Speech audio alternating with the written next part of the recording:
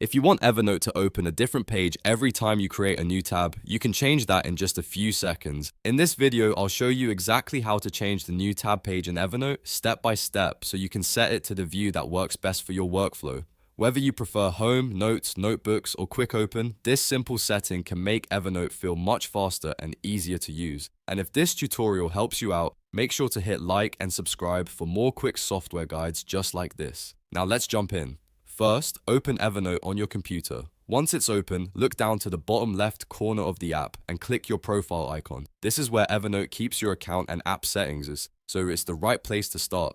After that, select Settings. If you're on a Mac, you may see Preferences instead, but it works the same way. Clicking this will open the main settings window for Evernote.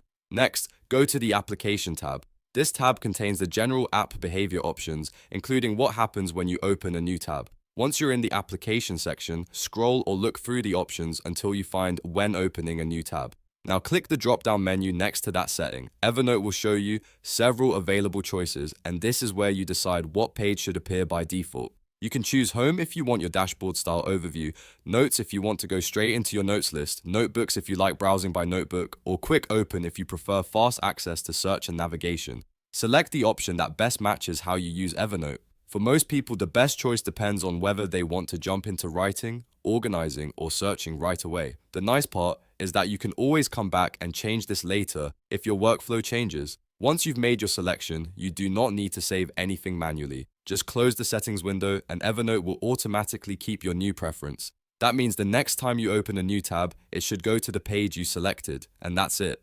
You've now changed the new tab page in Evernote.